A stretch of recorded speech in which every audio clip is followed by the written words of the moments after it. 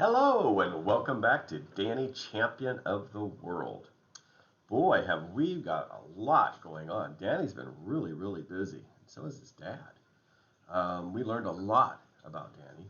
We know that he's growing up with his dad and they own a filling station and that he lives in a caravan. We also learned that Danny and his dad used to have adventures together, and his dad liked to tell him stories.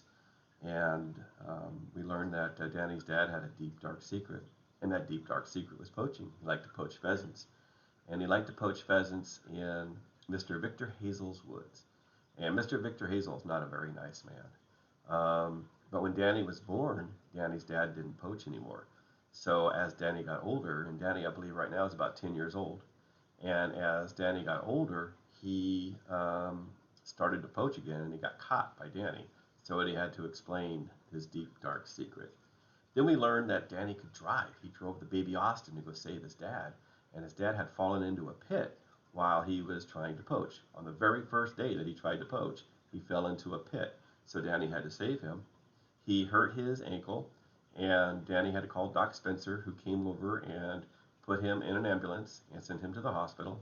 And then he came back, and then we learned about the great shooting party where Victor Hazel invites all these big, supposedly important people over to his property to hunt pheasants, which isn't very fair because they feed the pheasants so much that they get so large they can't run away.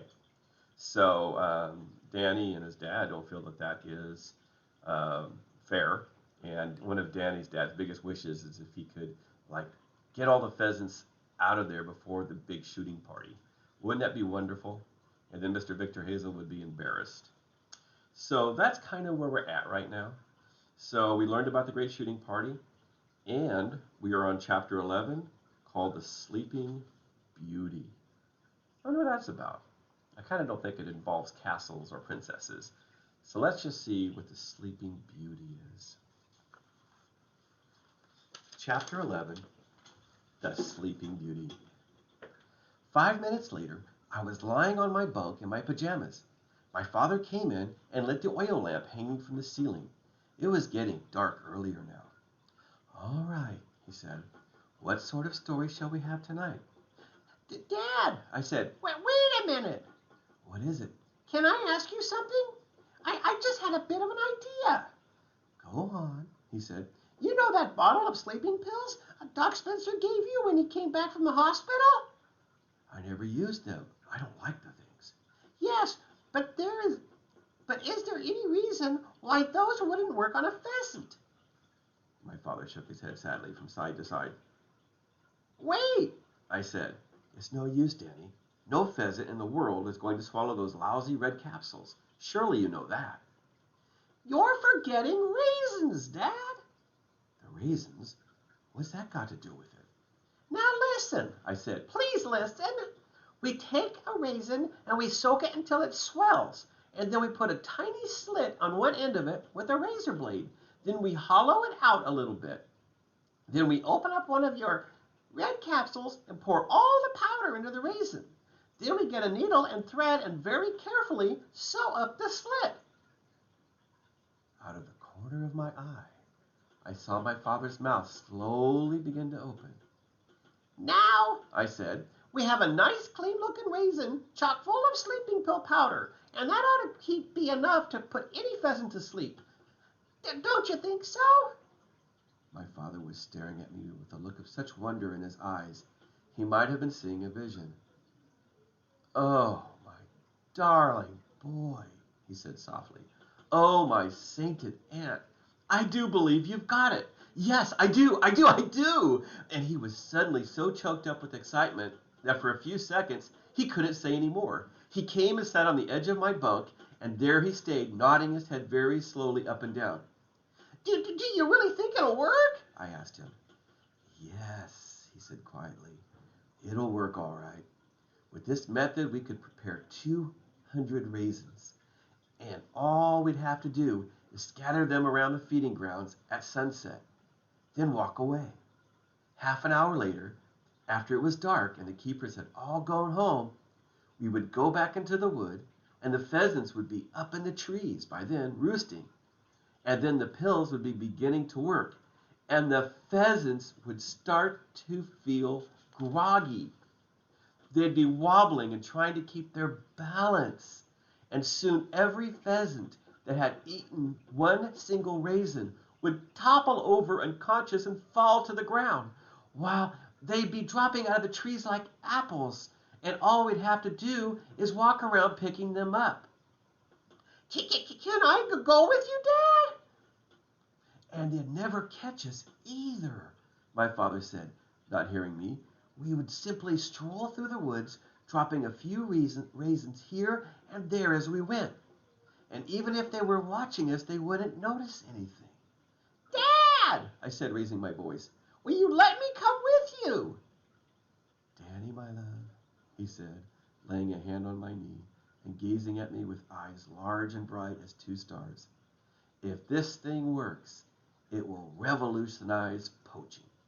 Yes, Dad, but can I come with you? Come with me? He said, floating out of his dream at last. But my dear boy, of course you can come with me. It's your idea. You must be there to see it happening. Now then, he cried, bouncing up off the bed, where are those pills? The small bottle of red capsules was standing beside the sink. It had been there ever since my father returned from the hospital. He fetched it and unscrewed the cap and poured the capsules onto my blanket. Let's count them, he said, and we counted together. There were exactly 50. That's not enough, he said. We need 200. And here's a picture of Danny and his dad getting ready to pour the capsules on Danny's bed to see if they have enough capsules to make this work. That's a kind of a neat idea, isn't it? You're not really hurting them. You're just putting them to sleep. And you're saving them, basically. So it's a wonderful idea that Danny's having. We would need at least 200, at least, he cried out. Wait, hold it. There's no problem. He began carefully putting the capsules back into the bottle. And as he did so, he said, all we have to do, Danny, is divide the powder from one capsule among 4 raisins. In other words, quarter the dose.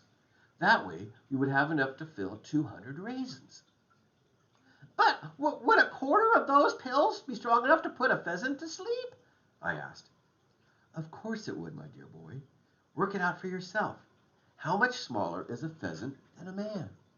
Many, many times smaller. There you are then. If one pill is enough to put a fully grown man to sleep, you'll only need a tiny bit of that for a pheasant. What we're giving him will knock the old pheasant for a loop. He won't even know what hit him. But, Dad, 200 raisins aren't going to get you 200 pheasants. Why not?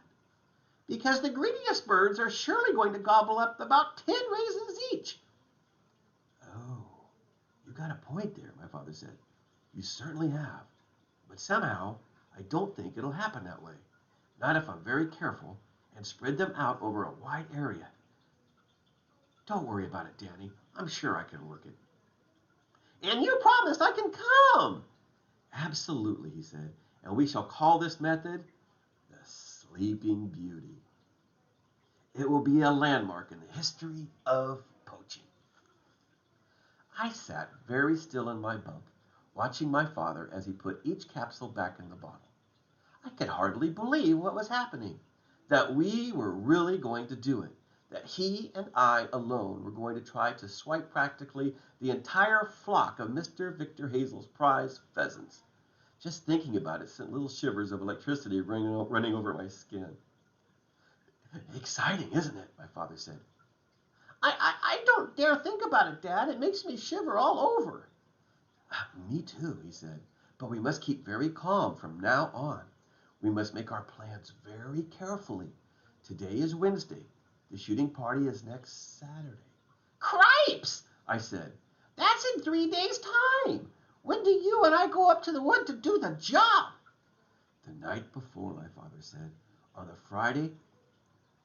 In that way, they won't discover that all the pheasants have disappeared until it's too late and the party has begun.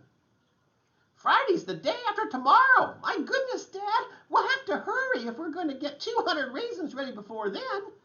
My father stood up and began pacing the floor of the caravan. Here's the plan of action, he said. Listen carefully. Tomorrow is Thursday. When I walk you to school, I shall go into Stephen's stores in the village and buy 2 packets of seedless raisins. And in the evening, we will put the raisins into soak for the night.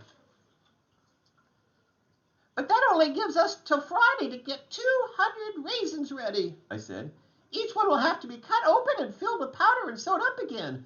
And I'll be at school all day. No, you won't, my father said. You will be suffering from a very nasty cold on Friday, and I shall be forced to keep you home from school. Hooray! I said. We will not open the filling station at all on Friday, he said. Instead, we will shut ourselves in here and prepare the raisins. We'll easily get them done between us in one day. And that evening, off we shall go, up the wood, toward the wood to do the job. Is that all clear? He was like a general announcing the plan of battle to his staff. All clear, I said. And Daddy, not a whisper of this to any of your friends at school. Daddy, you know I wouldn't. He kissed me good night, and I turned the oil lamp down low. But it was a long time before I went to sleep. And here is the oil lamp right there. That's the oil lamp, because they didn't have electricity in the caravan, remember? So, our next chapter is Thursday and school.